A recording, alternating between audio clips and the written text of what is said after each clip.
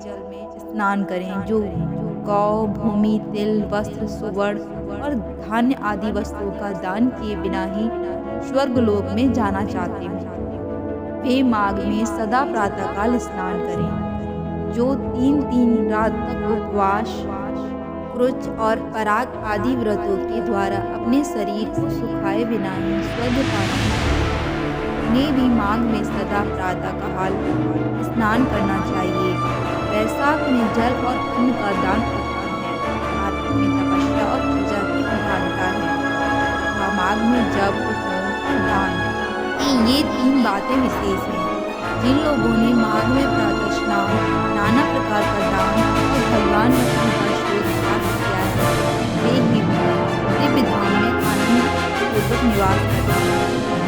ये वस्तु के त्याग और नियमों के पालन से माघ सदा धर्म का स्वागत करता है और अधर्म की जड़ काटता है। यदि सकाम भाव से माघ स्नान किया जाए तो उससे मनोवांछित फल की सिद्धि प्राप्त होती है। निष्काम भाव से स्नान आदि मोक्ष देने वाला होता है।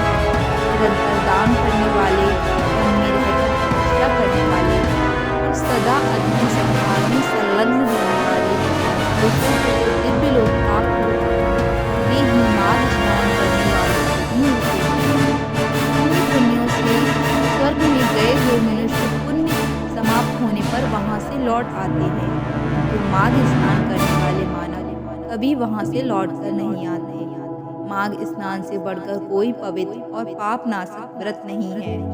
इससे बढ़कर कोई तप और इससे बढ़कर कोई महत्वपूर्ण साधन नहीं है। यही परम हितकारक और तत्काल पापों का नाश करने वाला है। महर्षि भृगु ने मणि पर्वत पर विद्याधर से कहा था, जो मनुष्य माघ के महीने में जब उषा काल की लालिमा बहुत अधिक हो, गांव से बाहर नदी या पोखर में नित्य स्नान करता है, वह पिता और माता के कुल की 7 पीढ़ियों का उद्धार करके स्वयं देवताओं के समान शरीर धारण कर स्वर्गलोक में चला जाता है।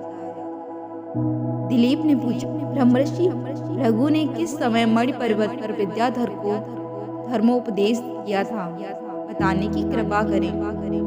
वशिष्ठ जी बोले, राजन, प्राचीन काल में एक समय 12 वर्षों तक वर्षा नहीं हुई। इससे सारी प्रजा उद्विग्न और दुर्बल होकर 10 दिशाओं में चली गई। उस समय हिमालय और विंध्य पर्वतों के बीच का प्रदेश खाली हो गया।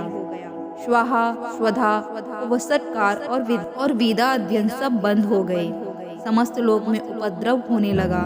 धर्म का तो लोप ही हो गया था। प्रजा का भी अभाव हो गया था। भूमंडल पर फल, मूल, अन्न और पानी की बिल्कुल कमी हो गई। उन दिनों नाना प्रकार के वृक्षों से आच्छादित नर्मदा नदी के रमणीय तट पर महर्षि